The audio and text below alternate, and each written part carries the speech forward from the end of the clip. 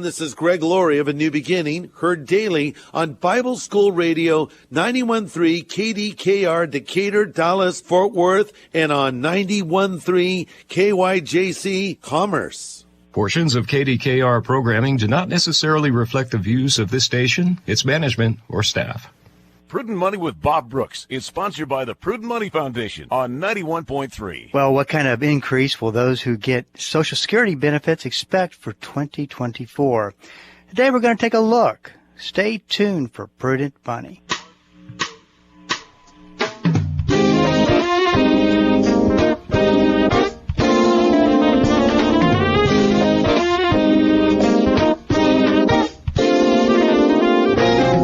Good afternoon and welcome to the Prudent Money Radio Show. I'm your host, Bob Brooks. Thank you so much for joining me today. You know I do appreciate it. Well, I'm not taking questions today, and if you have a question for me, please go to the website at www.prudentmoney.com. Send it in, comments, questions, whatever's on your mind. I'd love to hear from you and enjoy getting those emails and helping out in any way that I can. That's all at the website, prudentmoney.com. Also sign up for the Prudent Money e-letter list. That way you're always included as the very first person to find out anytime that we put something new on the website. And we'll keep you posted as to what I think that you need to know. So just go sign up for it. We put your email in a database. We obviously don't sell that information or do anything of the sort. It's safe on that email list and a great way to stay up to date with what I think is important. Today, I think this is important. And it is the Social Security cost of living adjustment that is released for the upcoming year every October.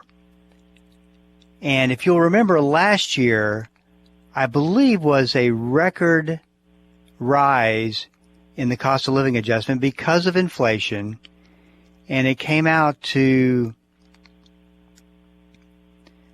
8.7% increase in the 2023 benefits. Probably enjoyed that a little bit, and it probably almost covered some of the expenses that you're experiencing and the increase in those expenses, cost-wise. As you know, and we talk about on the program a lot, I just absolutely do not agree with the government numbers on inflation when all it takes is for you to go grocery shopping. And you can see that it's a lot higher and it's sustainable at these higher rates than what the Social Security, the CPI, is what the government publishes, says about inflation. I think they're so mismatched. And that's a whole nother story.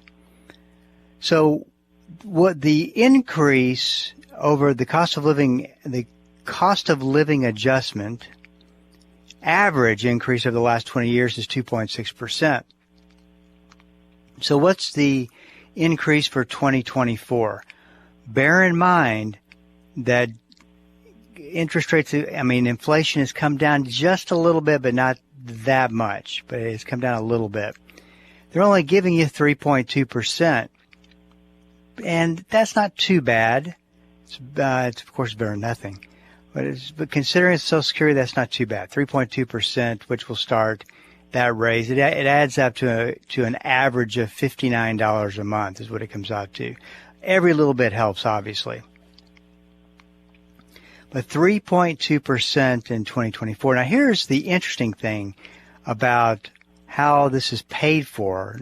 Not entirely, of course, but a good bit of it is when you get your paycheck, they take out payroll taxes. And now those payroll taxes are taxes for Social Security. So the total amount out of your paycheck is 12.4%. And that goes to the government, that goes to the Social Security Trust Fund, and is used to pay out Social Security benefits. So the 12.4%, 6.2% of that is paid by you out of your check, and then 6.2% is paid by the employer to total 12.4%. That's how it works. And so there is a maximum amount of income that you pay the 6.2% on every paycheck that you receive. So the max in 2021, that one was 147,000. Excuse me, for 22, that was 147,000. They raised that max sharply to $160,200. So that means that on that next roughly $13,000, $13,200, that for this year, that you're going to have to pay, if you're making that kind of money, that you're going to have to pay additional payroll taxes on. Well, then they raised it again from 160 to 200 for next year up to 168,600. So this isn't just about the government giving benefits. This is about, and most people won't catch this, but it does, it adds up. I mean, if that's about $520 a year extra that you're paying in payroll taxes. If you're self-employed, guess who pays that 12.4%? You do. And that's another $1,040 that you have to pay if you're making that kind of an income. So there is kind of a tax, I guess they call this wealthy. I know a lot of people who are making between $150,000 and $200,000 a year, and they don't feel very wealthy. But that's neither here nor there. That's just what the government uses for the numbers. And there's a tax there, a tax increase that a lot of people don't really see coming. So that is your number, 3.2%. And maybe at some point, if hopefully this thing won't drag out, we'll get a good idea. We'll get Social Security benefits that are actually equal or close to the increase in cost of living. The question that I get probably more often than not is, can I count on Social Security? Will Social Security go away? And I believe that if you're in your late 40s, 50s, and on up, I think that you will get Social Security, and I think that it won't be a problem. For those younger than that, I think that you run into a problem, or you'll experience some kind of a different Social Security. But the thing that you got to consider is, it's a big political hotbed, a hot potato. Nobody wants to address it, but no president wants to be in charge and have Social Security fail under their watch. That I can pretty much guarantee you is the case. So the politicians will be forced to deal with this. And well, I've seen studies, and although this will not make anybody happy, it's still a reasonable tax hike. But I think what they'll do is they'll just increase the payroll taxes up maybe 1% to 1.5% from, say, 6.2% to 7.5%. Everybody will feel that, but not to the extent that the type of because this is only going to be a temporary fix. This could probably pay out Social Security benefits for 40, 50, whatever years. I've seen some studies on it, and it really does look like a good temporary Band-Aid fix. And I think that that's all you're going to get. And what will end up happening is whoever is president at the time will get the big pat on the back and say, you saved Social Security. Will go down history as saving Social Security, when the reality of it is, so you're just going to have to turn around and do it again, because this will run out. You see, what ends up happening is you have the Social Security Trust Fund. I apologize, I might be off a little bit on these numbers, but you'll get the idea. Money from payroll taxes comes into the Social Security Trust Fund, and then between the money that's in the trust fund and the money that's coming in, those go out to pay benefits. Well, at some point, you get to a scenario where there's not any money in the Social Security Trust Fund, and the only money in there is the money that's coming in from payroll taxes. That's when Social Security technically runs out of money, which I believe is 2034. That's kind of a moving target as to what the real date is. So at that point, money that comes in from payroll taxes will go out as benefits. It won't even really stop, and none of it will be accumulated in the Social Security Trust Fund. And you can thank the politicians for draining that trust fund through the years. And this is why, of course, we're having this conversation, is because of the actions of the politicians. So if they increase, and if that happened, you would take about a 30% hit in taxes, in benefits. So if you're getting $1,000 of benefits, you would take, that would go down to about $700, they estimate. But if they raise taxes, it'll take care of it, and it'll be in good shape going forward. So it's interesting how they play it, and it'll be one of those things where they'll dress it up, they will make it look like it's something that it's not, and like I said, it'll be a temporary fix. But there will be one administration who catches and will go down in history as the president who saved Social Security. Yeah, it'll be fun to watch. So we'll keep you posted on that. Hey, this is Bob Brooks, and you are listening to the Prudent Money Radio Show. Thank you so much for joining me today. You know I do appreciate it. If you got a question for me, please go to the website at www.prudentmoney.com. There is a Q&A at the top of the webpage. Click through, send me your questions. Really, send me your questions. I do answer them. Send me your comments, anything that you want to comment on, both good or bad, or both good or constructive. How about that? And I'd love to hear what you're thinking, and you can always just send that information in through the Q&A. That's all at the website, www.prudentmoney.com. And as a reminder, don't forget, sign up for the Prudent Money e-letter and stay informed what we're doing at Prudent Money. This is Bob Brooks. Stick around. I'll be right back. The Word for Today is excited to announce the new official online home for the ministry of Pastor Chuck Smith and Kay Smith, pastorchuck.org. At pastorchuck.org, you'll have instant access to thousands of hours of verse-by-verse teaching by Pastor Chuck Smith from Genesis through Revelation, and full access to special messages on subjects such as prophecy and much, much more. Also at pastorchuck.org, a full library of great teachings by Kay Smith, and a section where you can read some of Pastor Chuck's books online, all free of charge. So visit the new official online home of the Word for Today and the ministry of Pastor Chuck and Kay Smith, pastorchuck.org. Pastor Greg Laurie says we make our choices, and our choices make us. This week on A New Beginning, we'll look at the importance of wise choices in the finale of our study of the life of Moses. Practical encouragement from the series Water, Fire, Stone. Tune in for A New Beginning with Pastor Greg Laurie.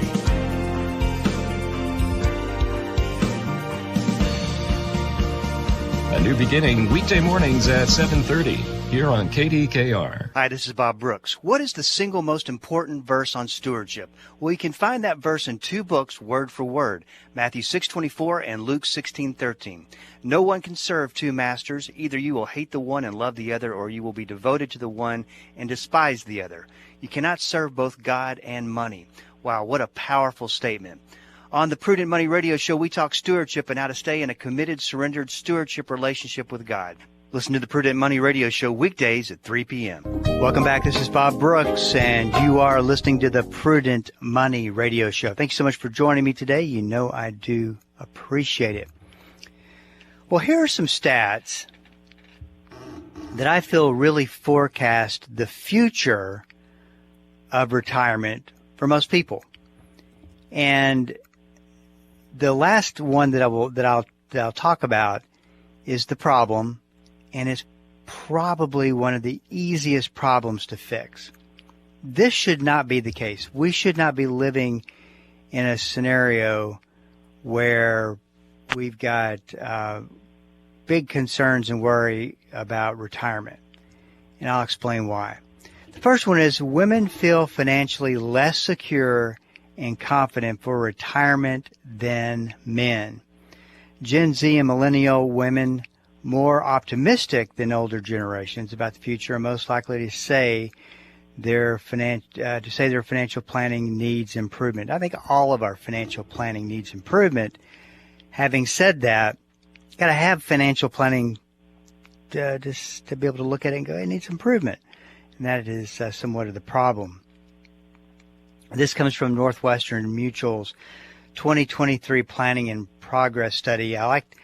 This is one of the few studies I think that's very, very credible. But this is fixable, and what I see is a husband and wife that is one spouse. It could be the wife or the husband. One spouse is taking care of the money situation, and the other spouse is disconnected from it. The spouse is taking care of things, would love, and studies show this, and experience what I do shows this, would love to be a part of it, but they, for whatever reason, aren't a part of it. And the irony is the husband or the spouse who's taking care of it would love for their spouse to be a part of it as well. So, it's one of those things where it's got to be a joint effort. And I think that as I go through these steps to make things better, all these steps add up to really make both the husband and the wife connected and on the same page when it comes to retirement. And that way, I think everybody's a lot more confident, especially as I get to the very last one. But it has to be a joint effort and create a plan that addresses both of your desires and goals individually and most importantly and together. And I think that is one of the bigger problems in marriages is that we're all trying to get our individual goals satisfied, and we forget, hey, we're a couple first, and that's got to be at the height of respect. The second step, stay active in your money with your spouse. So not only participate, stay active. Because the problem is, if you don't stay active, two things happen. Number one, you don't get a seat at the table. Said a different way is you don't get the ability to vote on a decision that your spouse would make. And maybe you wouldn't have made the same decision. In fact, maybe your spouse is making bad decisions, and had your influence been in the process, the decisions would have been better. See this all the time. The third one is responsible keeps irresponsible on the road. And what I mean by that is that not the person that's doing the finances may not be the most responsible out of the couple to be doing them. They may be the smarter with numbers, but I would take the ability to be responsible above that, because you can learn the numbers. Responsibility, not so much. So responsibility helps keep the irresponsible, it balances it out on the road to financial security. It acts as a great accountability for the husband and the wife, and with both of them on the same page, knowing what's going on. And I just love to see young couples who are getting married who are already taking this path of accountability when it comes to money. And have committed themselves to doing so. I mean, it's great stewardship, especially when you unite with somebody and spend your rest of your life with. There's a lot of money mistakes that can happen. This is a good safety net to make sure that they don't. And then there's risk. There's risk of all kinds, not just investment risk. Of course, that's the one we always think of the most. But there's risk of all kinds. And with two people, it's much better to figure all that out than with just one figuring it out for both, because as you may make the right move and you may not make the right move. Of course, you may make the right move or you're not if it were just you or you and your spouse.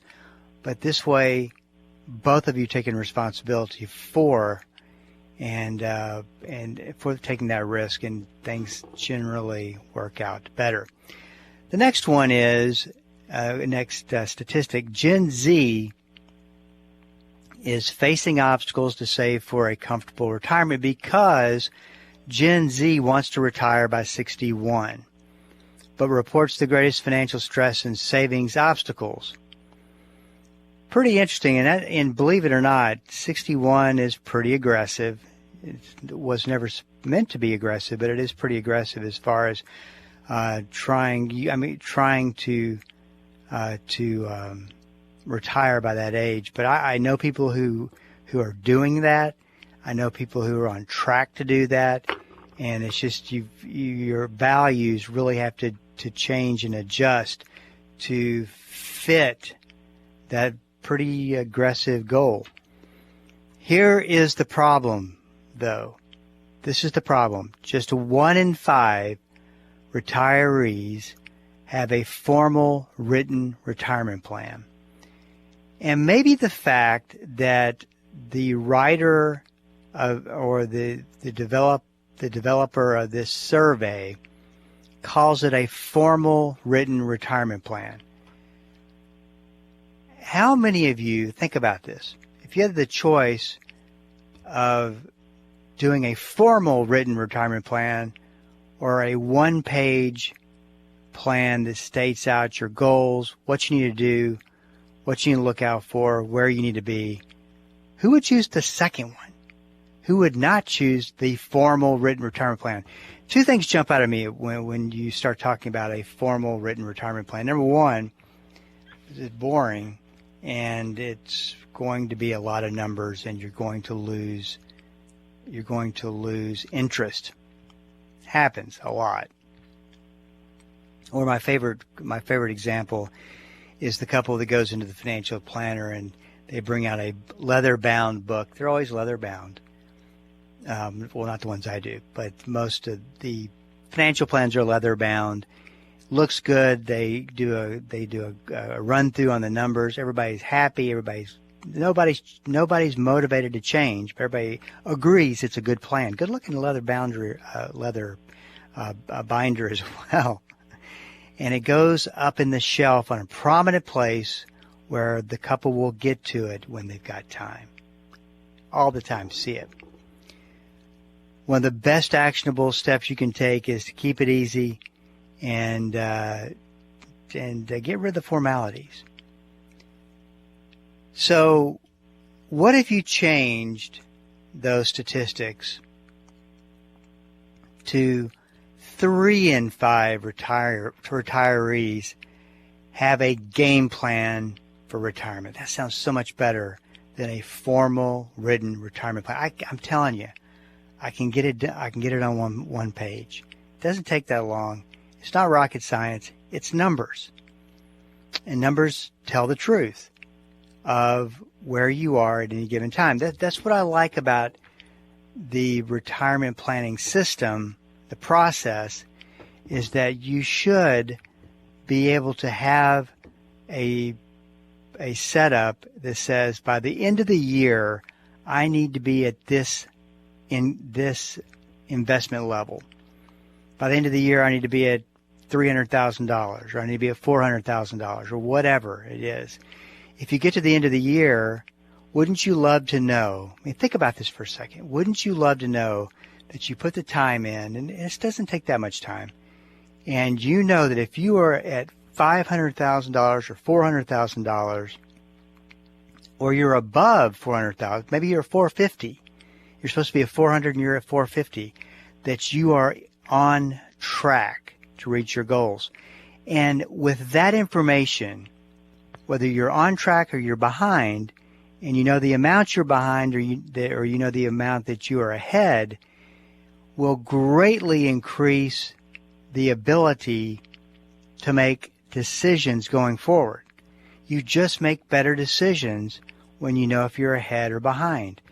It's easier to make a decision to say that we're going to go on a vacation and spend X amount of dollars when you know that you're ahead. It's easier to look at, let me give you a great example. There's a lot of people, and I feel the same way, that feel that over at least the next 12 to 18 months could be a really dicey time in the markets. And so what a great situation that you would have to say, I am on track as of this year to retire and I'm ahead by $60,000, you can make great choices in how much risk that you're going to take for a time period by knowing that you're ahead. And if you are behind, you know what you have to do to get back on track. And if you get too far behind, then you can go and you can change and adjust your goals. You may not want to do it, but some other things came up and your values shifted for a temporary time period. And now that that's over with and you're kind of back tracking again on how far you're behind, all you have to do is change the ages or change the amount or you can change things to get you back to where you're within close to your original retirement numbers. So there's a lot of flexibility in things that you can do, and I just totally believe that is the answer. And if you want more information on the process like that, just go to info@prudentmoney.com. We will shoot you an email back and tell you how it works. Hey, this is Bob Brooks. If you got a question for me, please go to the website at prudentmoney.com and send it in, because we are all out of time.